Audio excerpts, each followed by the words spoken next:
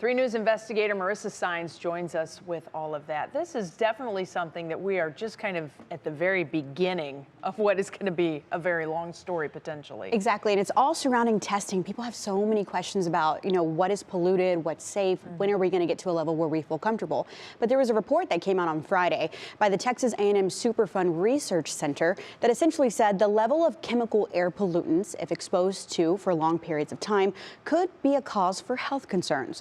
The research center, in conjunction with a partner in Pittsburgh, took its own samples and compared them to data from the EPA. The EPA has continuously said the level of air pollution remains a low risk factor and is no cause for concern. They just reinforced that in the last half hour. However, as cleanup continues and questions continue growing about chemical contamination, Deputy Director of the Research Center, Wei Shui Chu, says if cleanup and testing is not done properly, it could potentially cause serious health hazards. We found that, particularly for acrolein, that some of the measurements were above what would be considered safe if it were to continue into long term into the future. It affects sort of the respiratory tract. It's an irritant at very high levels, but there's potential long-term effects in the respiratory tract and then in the nasal passages.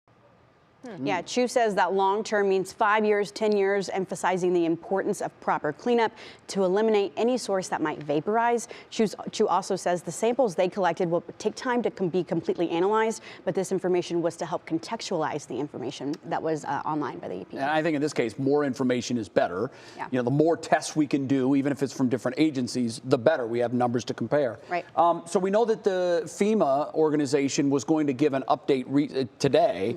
What did we learn from that about the cleanup and where that's going? Sure. So just in the last half hour, they announced that there are new locations where the hazardous materials will be transported, including Grafton, Ohio, and Rochdale, Indiana. We also know that some waste is going to Vickery and East Liverpool. Now, this is after materials were halted from being transported to Michigan and Texas due to complaints.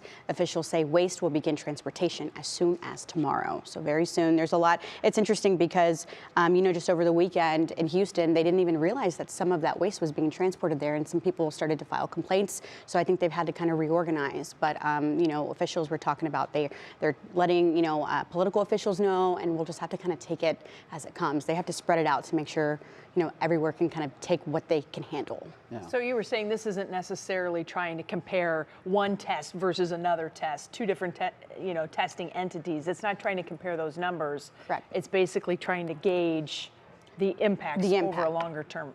Yeah, that's what he really wanted to emphasize, and we'll be able to explain this a lot more coming up, at 5:30 and 6 o'clock as well. 5:30 and 6. All right. Sure. Thanks, Marisa. You're welcome. Way to follow it.